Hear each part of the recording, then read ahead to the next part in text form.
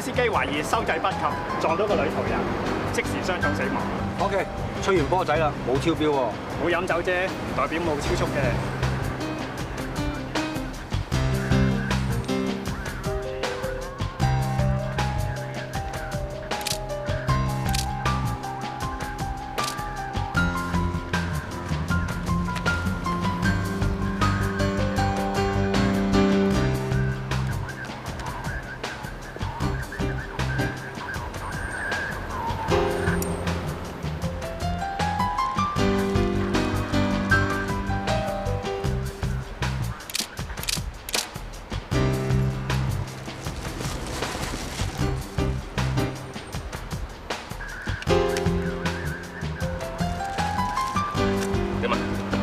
車頭有粒痕，應該係寵物撞擊形成。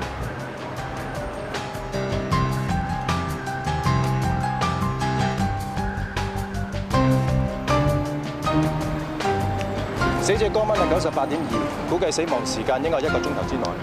最明顯傷痕係右後腰，但係真正死因等我翻去解剖完俾個 report 你。唔該晒。呢度肯定時速咧就50，我肯定當時咧就揸緊40幾。點知個女仔咧突然之間就衝出嚟，我已經響晒安啦，點知佢冇反應，係咁衝過嚟，咁我得唔切就撞咗佢。阿 Sir 啊，我揸車不嬲都好小心㗎，咁耐都未扣過分嘅，真係估唔到今次會撞死人㗎。爸，都唔關你事啊，你都唔想噶嘛，係嘛？死者何韻賢，女性，身上有多處骨折。左肩、右手踭同埋左小腿都有傷，相信係被撞擊後墮地時造成，但並唔係致命原因。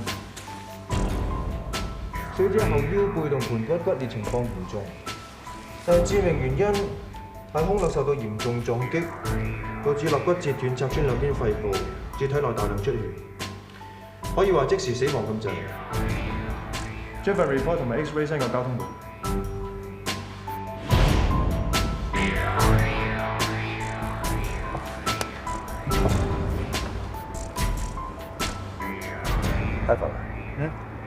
你有冇發覺軚盤上面嘅指紋有啲問題？啲指紋係太過整齊，軚盤呢個位置咧又太過乾淨。但係如果車主喺車禍之前啱啱洗過車，抹個內籠都可以解釋到嘅。但係我記得李建安喺俾口供嘅時候講過一個好重要嘅指紋，但係而家唔見咗。點知個女仔咧突然之間佢衝出嚟，我已經響晒安啦，佢好似聽唔到，繼續行出嚟。如果李建安當時真係有響過安嘅，咁冇理由撳安呢個位咁乾淨，一啲指紋或者掌紋都冇㗎。唔係喎，你睇下，咁可能佢係戴咗手套咧。咁啊，撳安通常用手掌啊嘛，咁冇掌紋咯。如果李建安真係戴住呢對手套揸車，咁軚盤上面只係應該有指紋，係唔應該有掌紋，連波棍都有。係喎，鑑證科咧都話喺波棍上面揾到李建安嘅掌紋，咁即係話李建安喺案發嘅時候係冇戴手套揸車。而家個安位咁乾淨，咁即係話係李建安講大話，佢根本冇向我安。同埋咧，軚盤嘅6點位咧，呢度有個孔，好可能咧係司機剎車嗰陣時個心口撞埋個軚盤度，用壓紋壓出嚟。我記得李建安同李國棟嗰日兩個都係着住啲普通嘅 T 恤，冇可能令到個軚盤有個空嘅。添 Sir， 後車廂已經檢查過啦，車胎同剎車系統都係正常，冇乜新發現。攞呢對手套翻去化驗下上面嘅皮先，再喺油門同剎車掣嗰度套取鞋印。係，添 Sir。呢單車禍有可疑，我懷疑有人俾假口供。你將個 file send 俾交通部，睇下佢哋使唔使轉交重案接手調查。單 case 嘅料我已經睇過，根據法證嘅報告，佢話軚盤嘅刮花痕跡係由緊急剎車、司機撞向軚盤造成。咁司機嘅胸口會唔會有瘀傷？如果司機真係帶咗啲比較堅硬嘅飾物，心口的而且確有可能會有瘀傷，但係肉眼未必睇得到。不過放心，我有方法。另外，我哋喺車頭揾到嗰對戒洗手套，我哋發現過上面嘅皮屑，發現有2組 DNA， 其中15座嘅父系因子係完全吻合，證實係屬於兩父子。咁都唔出奇啊！佢兩父子揸埋同一架車，手套都可以輪流戴。但係點解鑑證科嘅報告話軚盤淨係揾到阿爸嘅指紋，冇個仔嘅指紋？有2個可能性。第一，就係有人刻意將屬於李國棟嘅指紋抹走。第二就純屬巧合，啱啱洗完車就出事。呢單 case 確實有好多疑點。要解開疑點都唔係好難嘅啫，因為貨 van 上面嘅剎車掣同埋油門嘅鞋印已經印咗出嚟。我哋只要將呢兩組鞋印比對下嗰兩父子嗰日所着嘅鞋，睇下邊個吻合，就知道邊個係真正嘅司機。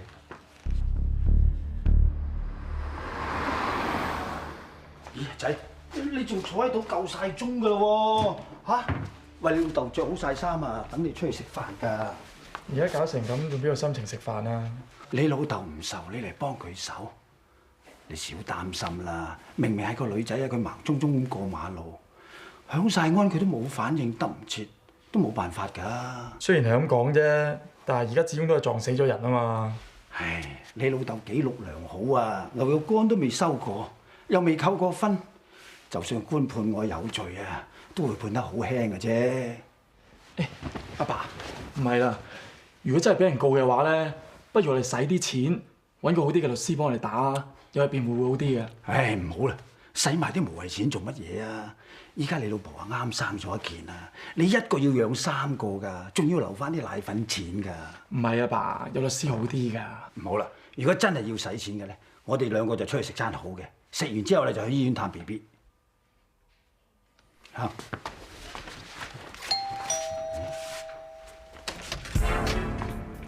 西九龍重案組，關於日前喺小瀝源工業區所發生嘅交通事故，想請兩位翻去協助調查。我仲需要攞晒兩位嘅鞋翻去。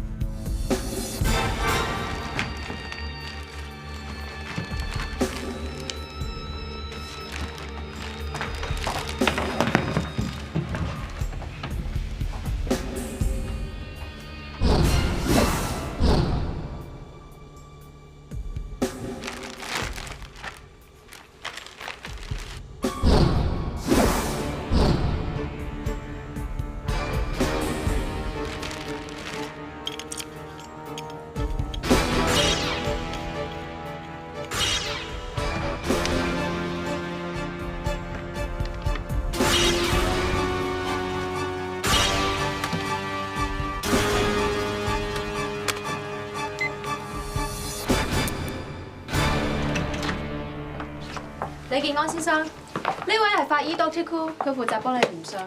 麻煩你除咗件恤衫。你件恤衫燙得好挺喎，你太太一定係一個好好嘅家庭主婦。我太太佢死咗幾年啦，件衫係我個仔阿棟幫我燙嘅，唔係你哋無端端啊叫我翻嚟驗傷。我已經喺出邊啊，同個仔食緊餐好嘢啊，慶祝我個孫出世啊！咁你個仔都好乖啊！而家好少後生仔會同老人家住噶啦。係啊，佢好孝順我㗎。阿李生啊，麻煩你眯眯眼啦，我要開紫外光燈。你哋專心先。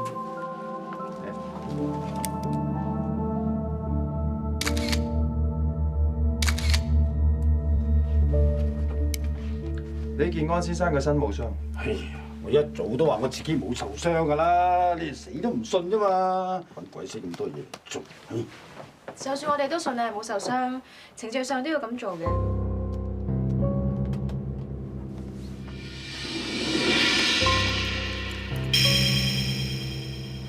係咪啊？我都話我冇整傷㗎啦，做咩要嘥咁多時間搞啲咁嘅嘢咧嚇？有冇傷好快就會知。阿李生，麻煩你眯眯眼啦，我要開紫外光燈。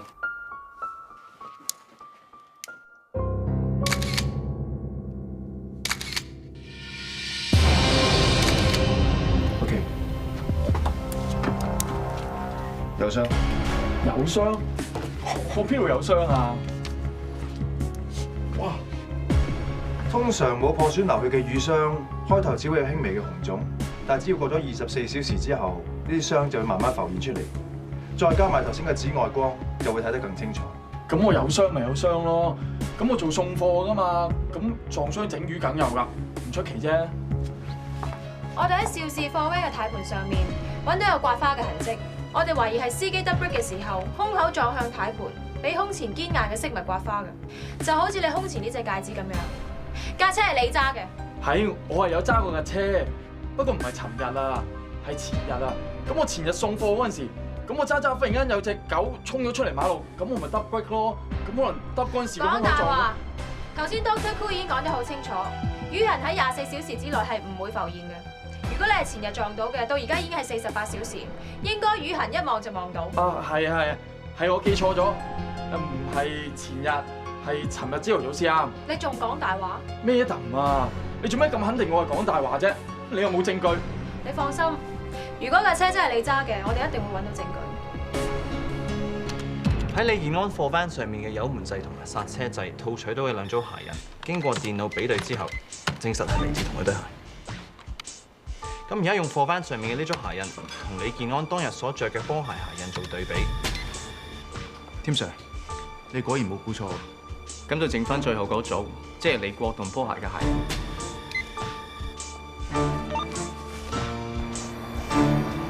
呢兩組鞋印係嚟自兩位喺車禍當日所着嘅波鞋，其中一組係同我哋喺貨 van 上面嘅剎車掣同埋油門上面套取到嘅係完全吻合，所以真正車死人嘅唔係李健安，而係你。Madam， 唔關我嘅仔事㗎，一切都係我嘅主意，係我逼佢，俾我替佢頂包㗎咋。夠啦，唔使講㗎啦，你對我好，我明㗎嚇。冇錯，揸車撞死人嗰個係我，全部嘢都唔關阿爸事㗎，係我錯，係個女仔錯咋，佢無端端咁衝出馬路，你響晒安佢冇反應，梗係撞得應啦。一日最衰都係我，唔係我飲真酒出風爛，就唔使揾你頂酒啦。你個仔幫你頂酒？事發嘅前一日，我孫仔啱啱出世，本來我哋一家人都好開心嘅，點估到第日會發生件咁嘅事啊？咦，老李喎！喂，老李，我做咗人買嘢喎。係啊，喂，仔定女啊？有幾重啊？仔嚟㗎。哇，多啦喂，飲翻杯賀下佢啦，咁樣。多謝啊！做咩唔飲啊？哎呀，我一飲親酒就出風爛㗎啦！唔好意思啊，唔好意思。咁早氣啊！嗱，都唔高興，我代阿爸飲好冇？好，雞蛋啊！多謝晒啊！開工啊，走先啦。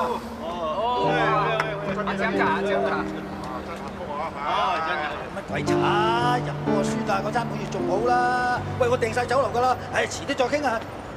阿爸，邊個打嚟啊？老吳啦，佢公司有做阿爺喎。誒，就嚟3點㗎咯。喂，快啲手啦！我哋要探個 BB 同埋你老婆啊！係喎。啊，阿爸，箱大嘅等我嚟，你拎箱細嘅。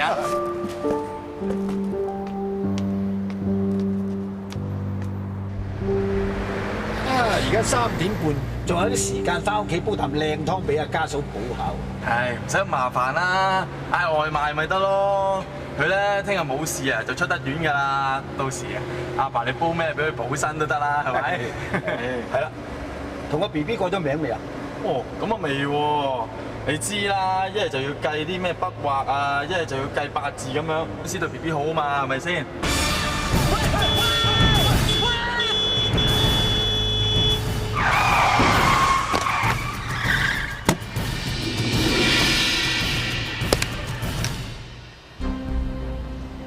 落水睇啊！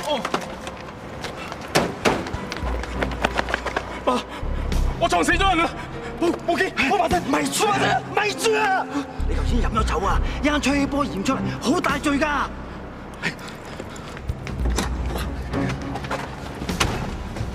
爸，你做乜嘢啊？一陣話係我揸㗎，我又冇飲過酒，個底又咁好啊，過起上嚟都會好輕㗎。哦，係啊，和咩啊？除咗手物嚟啦！手物。喂，999啊！呢度係沙田安利道啊！有人俾架車撞到啊！我以為抹咗啲指紋，有人出嚟認咗佢就會冇事，點知咁都俾你哋查得到？爸，真相唔係你咁樣一晚晚甩嘅。冇錯啦，你個仔條罪抹唔甩，而家連你自己都犯埋法，咁又何必呢？你而家唔單止被控魯莽駕駛導致他人死亡，而且仲會加控一條俾假口供妨礙司法公正。本來自己一個人有罪，而家搞到2個人都有啦。唔關佢事㗎，你哋唔好告佢啊！係我逼佢講大話㗎咋，我驚你哋告佢醉酒駕駛，所以出嚟頂包㗎。係我妨礙司法公正，你哋唔好告佢啊！爸，你以為警方會告你個仔醉酒駕駛啊？咁你係錯，你個仔係有飲酒，但係冇醉酒駕駛。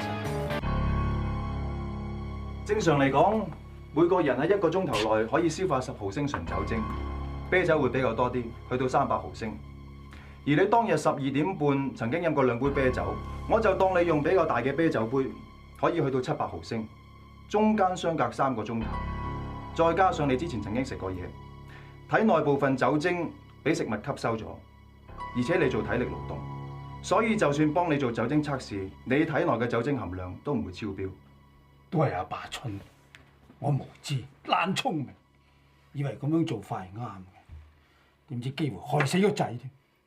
傻啦爸，就算你唔幫我頂包啊，我都只不過係少一條妨礙司法公正嘅罪啫。我而家始終都係撞死咗人，點都有罪㗎啦。但係我點都唔明，你明明響晒安，叫佢避開㗎，佢好似聽唔到，係咁樣過嘅。你而家講咩都冇用啦。當時你有冇響過安，根本就證明唔到。咁又未必要證明嘅，都有方法嘅。呢啲全部都係車禍現場同埋死者何韻賢嘅相。究竟點樣可以證明到李國棟喺撞到何韻賢之前係響過安？所以我懷疑死者喺事發嘅時候係講緊手提電話，所以先聽唔到安聲。嗱，大家睇下呢幾張相，就係死者何韻賢俾李國棟嘅車撞到嘅時候，嗱，好明顯佢個手袋同手提電話係飛開咗。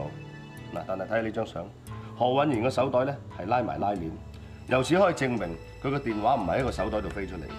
嗱，仲有何韻賢嗰日係着裙，佢着呢條裙係冇袋嘅，亦即係話何韻賢當時應該係揸住個手提電話，甚至乎係講緊手提電話。現場嘅剎車痕呢係有2米嘅，咁啊當時嘅貨運速度係46公里，咁即係撞擊力大概有1254磅，而死者被撞起嘅角度咧係7度。照呢啲資料推算咧，如果佢當時真係手提電話喺個手度飛出嚟嘅話，跌落地嘅位置同人嘅距離應該係3米，同我哋現場見到係一樣，所以Tim Sir嘅講法咧係絕對成立嘅。雖然唔肯定死者當時係咪講緊電話，咁就算佢真係講緊電話，佢都係一邊耳仔聽緊電話啫，咁佢仲有一邊耳仔可以聽到響安聲嘅。大家有冇留意到啊？何韻賢條頸度係攬住部 MP3。咁即係死者當時係聽緊 MP3。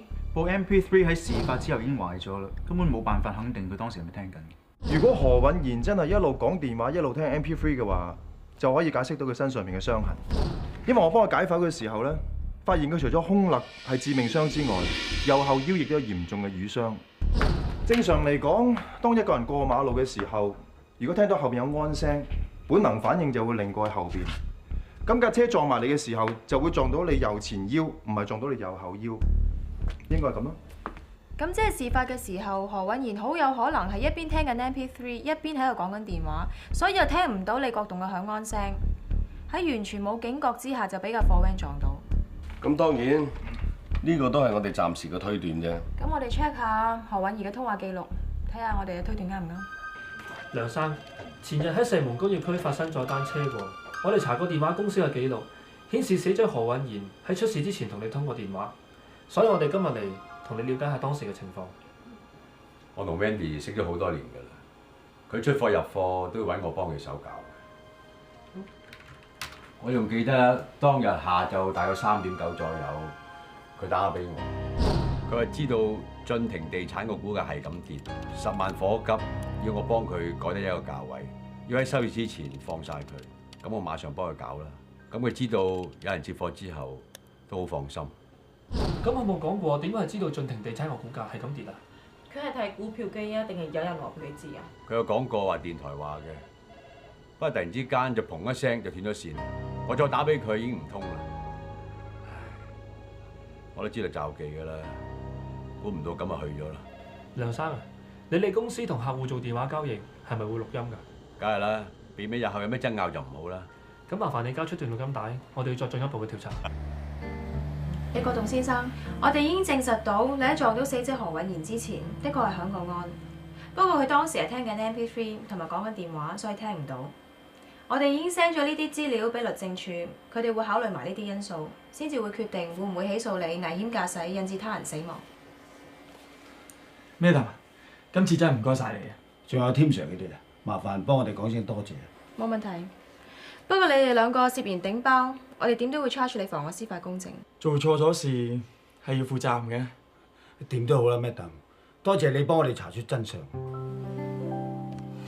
呢張係我朋友嘅卡片，佢係法援處嘅，或者你哋會有用。